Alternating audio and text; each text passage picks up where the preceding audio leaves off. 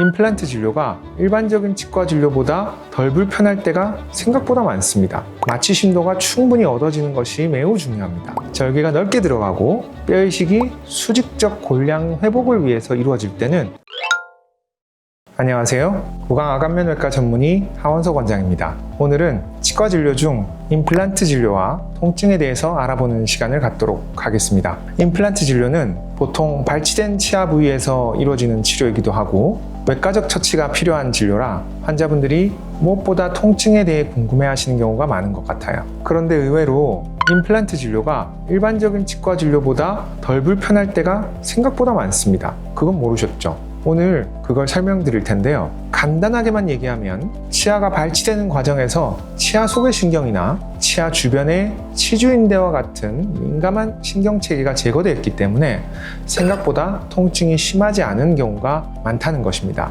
그렇지만 그것만으론 임플란트 진료의 통증 상황을 다 설명할 수 없기 때문에 그걸 설명하려면 임플란트 진료가 어떨 때 아픈지를 먼저 설명드려야 합니다. 임플란트 진료가 아픈 경우는 크게 뼈이식 과정의 통증과 임플란트 식립 과정 중의 통증, 그리고 2차 수술 과정 중의 통증으로 나눌 수 있습니다. 부족한 잇몸뼈를 보충하기 위한 뼈이식 과정, 정식 명칭으로는 치조골 이식 과정이라고 하죠. 화면에 나오는 부분처럼 치조골 이식은 부족한 잇몸뼈 보충을 위해 뼈를 이식해서 보강하는 거죠. 이 경우에도 모든 경우에 통증이 심한 건 아니죠. 주로 통증이 수반되는 경우는 뼈이식 과정에서 절개가 들어가거나 넓게 들어갈 때입니다. 뼈이식 과정 중에서도 절개가 들어가지 않거나 최소한의 절개가 이루어지는 경우가 있죠. 주로 발치즉 시식립 뼈이식 같은 경우나 컴퓨터 가이드 임플란트 같은 경우는 통증이 거의 수반되지 않는 경우도 종종 있습니다. 절개가 넓게 들어가고 뼈이식이 수직적 골량 회복을 위해서 이루어질 때는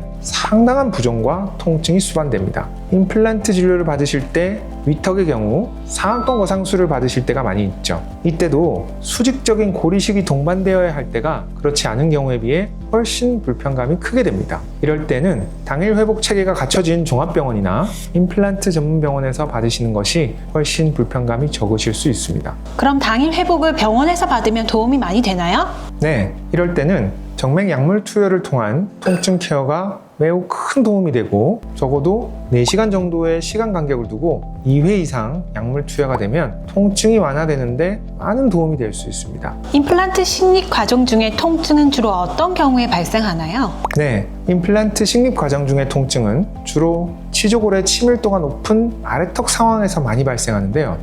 위턱과 아래턱을 보면 상대적으로 뼈 밀도가 다른 걸 볼 수 있죠. 이런 경우 마취 심도가 충분히 얻어지는 것이 매우 중요합니다. 이럴 때 집도의가 마취 심도를 다양한 마취 술식을 적절히 잘 적용해서 최대한 빨리 통증을 제어하는 것이 중요합니다. 또 식립 과정에서 식립 강도가 지나치게 높아도 수술 이후에 통증이 극심한 경우가 있습니다. 이런 경우에는 임플란트의 식립 강도를 조절하기 위해서 좀 더 추가적으로 드릴링을 하거나 임플란트를 제거하는 방향으로 다시 역회전시켰다가 치조골의 탄성이 회복되고 난 이후에 다시 잠시 후에 재식립하는 등의 식립 기술을 적용해서 적절한 식립 강도를 확보를 했을 때 통증이 최소화될 수 있습니다.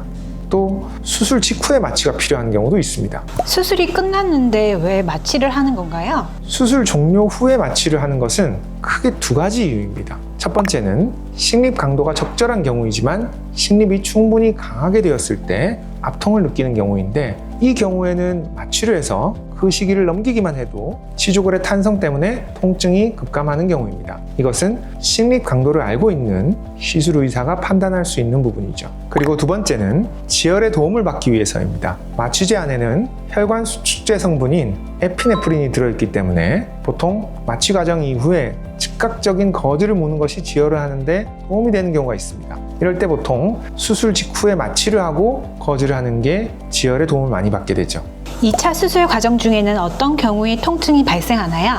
네, 임플란트가 골 유착이 되고 난 이후에 낮은 나사를 풀고 높은 나사를 연결하는 과정을 2차 수술이라고 하는데요. 임플란트 치아 주변에는 이때 부착 치은이라고 하는 단단한 잇몸이 있어야 하는데 보통 발치가 되고 시간이 많이 지난 경우에 임플란트를 심게 되면 뼈는 만들어도 임플란트 주변에 단단한 잇몸, 즉 연조직은 부족한 경우가 많아요. 이럴 때는 2차 수술 과정에서 추가적인 수술을 해서 임플란트 주변에 단단한 잇몸을 만들어줘야 할 때가 종종 있습니다. 아까 얘기한 것처럼 절개 범위가 크면 통증이 수반되는 경우가 많기 때문에 이런 경우에 수술 이후에 아프실 수 있죠. 이런 경우에도 수술 후 통증 케어가 가능한 병원에서 진료를 받으시는 것이 유리하실 수 있습니다. 또 치주팩이나 잇몸 보호 필름 같은 것을 부착해서 수술 부위를 보호해주는 것도 통증 감소에 도움이 될 때가 있죠. 임플란트 시술은 사실 종합예술과 같은 진료 과목입니다. 요즘 임플란트 진료가 대중화되면서 이런 종합예술과 같은 진료가 너무 간단하게만 생각되는 것이 아닌가 걱정이 되기도 하는데요.